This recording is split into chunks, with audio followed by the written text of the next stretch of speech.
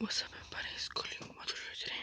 I'm gonna show you the video top 10 lies you didn't top 10 lies you didn't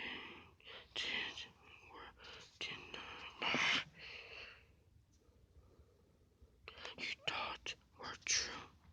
Welcome back. Today I'm going to be giving you another top 10 video from our top 10 series. Today we have the top 10 lies you thought were true. But first I want to know, what is the biggest lie that you've ever told someone, and did they believe you? Let me know down below.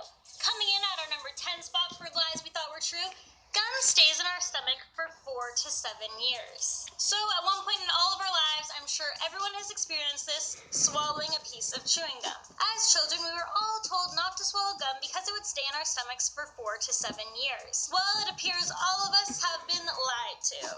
In actuality, the majority of our chewing gum can be broken down, and the remaining parts that cannot be broken down will pass through our stomach along with everything else. Unless you're swallowing like kilos of gum, in which case you might be in trouble. But if you just have a piece or two, it will pass through you in about a week at most. If chewing gum did in fact stay in our stomachs for that long of a period of time, the amount of backup in the digestive tract would become catastrophic to your body, and you would need to seek medical attention. Coming in at our number 9 spot, eating sugar causes kids to be hyperactive. So growing up as kids, we were all told we can't have too much sugar close to our bedtime, or at any time for that matter, because it would result in us becoming hyperactive. However, scientists have been unable to find any conclusive evidence that make this statement true. According to researchers, oddly enough, there is no such thing as someone getting a sugar rush. Consuming an excessive amount of sugar and being hyperactive is just a placebo effect. While kids don't in fact go crazy just because they get loaded up on sugar, their brains do lose the ability to focus. Blending our way into number 8, we have chameleon camouflaging.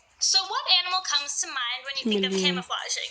Well, I hope it's a chameleon because that's the one we're going to be talking about. Did you know that animal researchers who study their behavior claim that the actual reason chameleons change color is because they're warning other chameleons of impending danger, not to blend into the objects themselves. They also change colors to attract a mate and as a method to regulate their body temperatures. But not all chameleons can blend in with their surroundings. But most can change color in a small spectrum of shades. Charging our way into the number 7 spot, we have bulls hating the color red. So as we all know from cartoons we see on TV, that when in a ring, bulls run towards matadors who are waving a red cape at them. So it turns out it doesn't matter what color it is. Matadors have known for years that bulls have no color preference. In fact, yellow and blue capes have often been used. Bulls, they just don't appreciate waving big capes in front of their faces. They actually find it to be incredibly rude. Moving our way into the number 6 spot, we have the tongue map. When we were shown that map of our tongue that has the 4 areas on it, sweet, sour, salty, and bitter. This is leaving me feeling bitter because we're lied to, betrayed, and misled yet again. Apparently, the entire tongue can pretty much sense all of the tastes more or less equally. It's only been in recent years that taste receptors have actually been identified. The first major breakthrough came in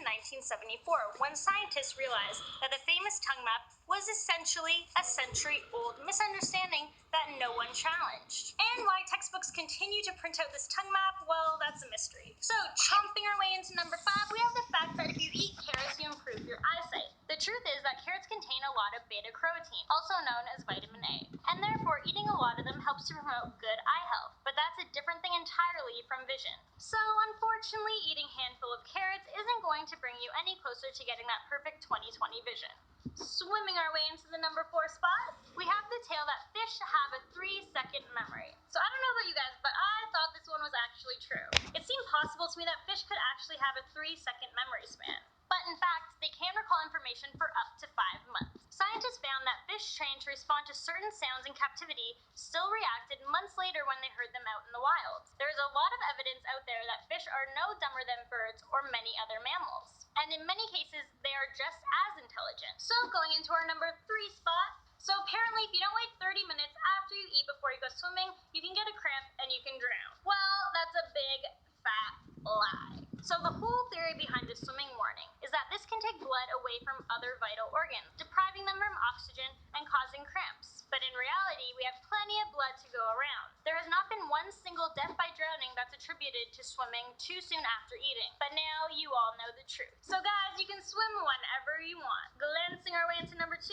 we have the fact that dogs are colorblind. So yes, it's true. Dogs, in fact, are not colorblind. They can just like us. However, they can't see as many colors as we can. This is because dogs have two kinds of color detecting cells within their retinas. When it comes to dogs, their perception of color is similar to that of people who are colorblind to the colors red and green. Just as dogs only have two types of cones with which to detect color, and so do those people with red-green color blindness. Alright guys, so let's recap. We've talked about many tall tales including chewing gum, sugar, animals, parts of our body, and food. But nothing compares to the most shocking of them all. Now let me tell you, many of the people in the office, including Landon and myself, were absolutely shocked when it came to this lie because we all thought it was true. And at our number one spot, we have skin pruning. Now, as all of us know, if your fingertips they stay in the water for too long, your skin will begin to prune. Many people assume this is the result of water passing onto our outer layer of the skin and making it swell up. But what you don't know is that it's not because of the water. Well, it kind of is,